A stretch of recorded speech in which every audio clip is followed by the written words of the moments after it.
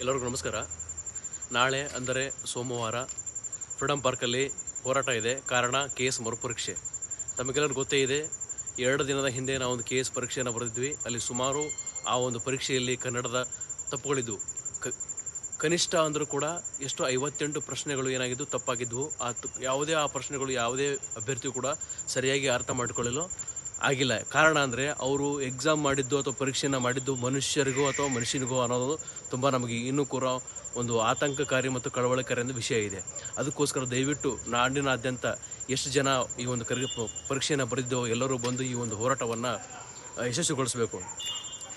ಸುಮಾರು ಒಂದು 25ರಿಂದ 30 ವರ್ಷ ಒಂದು KPSC ಒಂದು ಇತಿಹಾಸವನ್ನು ತೆಗೆದ್ರೆ ಅಲ್ಲಿ ಯಾವುದೇ ಆದ ಒಂದು ಒಳ್ಳೆಯ ವಿಷಯ ಇಲ್ಲ. ಅಲ್ಲಿ ಒಂದು ಉದಾಹರಣೆ ನಿನ್ನೆ ಹೇಳೋದಾದರೆ, ನಿನ್ನೆ ಒಂದು ಲೈಬ್ರರಿಗೆ ವಿಸಿಟ್ ಕೊಟ್ಟಿದ್ವಿ. ಒಬ್ಬ ಹುಡುಗ ಬಂದು ಹೇಳ್ದ ಏನಂದರೆ, ಅವರಪ್ಪ 1991-92ರಲ್ಲಿ KPSC ಅಭ್ಯರ್ಥಿಯಾಗಿದ್ದ, ಅಂದರೆ ಆಸ್ಪಿರೆಂಟ್ ಆಗಿದ್ದ, ಅವನು ಸ್ಪರ್ಧಾರ್ಥಿ ಆಗಿದ್ದ.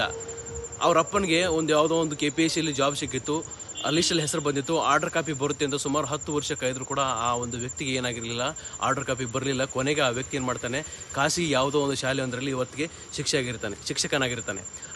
ಆ ಒಂದು ಶಿಕ್ಷಕನ ಮಗ ಇವತ್ತು ಬಂದು ಹೇಳ್ತಾನೆ, ನೋಡಿ ಸರ್, ನಮ್ಮ ಅಪ್ಪನ ಹಣೆ ಬರ ಹೀಗಾಗಿದೆ.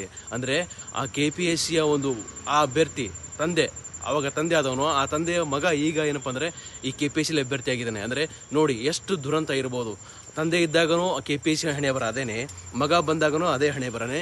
ಇವತ್ತು ನಾವು ಎಚ್ಚೆತ್ತುಕೊಳ್ಳದೆ ಇದ್ದರೆ ಮುಂದೆ ಆತನ ಮೊಮ್ಮಗ, ಮುಂದೆ ಈತನ KPSC 1991-92ರ ಅಭ್ಯರ್ಥಿಯ ಮೊಮ್ಮಗ ಬಂದರೂ ಕೂಡ ಯಾವುದೇ ಸುಧಾರಣೆ ಆಗೋ ಸಾಧ್ಯತೆ ತುಂಬ ಕಡಿಮೆ. ಯಾವಾಗ ಅಂದರೆ ನಾವೆಲ್ಲರೂ ಒಗ್ಗೂಡದೆ ಇದ್ದ ಕಾರಣ. ಅದಕ್ಕೋಸ್ಕರ ಎಲ್ಲರೂ ದಯವಿಟ್ಟು ಬನ್ನಿ, ಈ ಒಂದು ಹೋರಾಟವನ್ನು ಯಶಸ್ವಿಗೊಳಿಸೋಣ.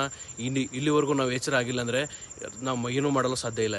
ಈಗ ಕಬ್ಬಣ ಕಾದಾಗೆ ಬಡ್ದು ಬಿಡಬೇಕು. ಈ KS ಎಕ್ಸಾಮ್ ಮೊನ್ನೆ ಮಾಡಿದ್ದು ತುಂಬ ದುರಂತ. ಈ ದುರಂತ ಎಲ್ಲರಿಗೂ ಅರ್ಥ ಆಗಿದೆ.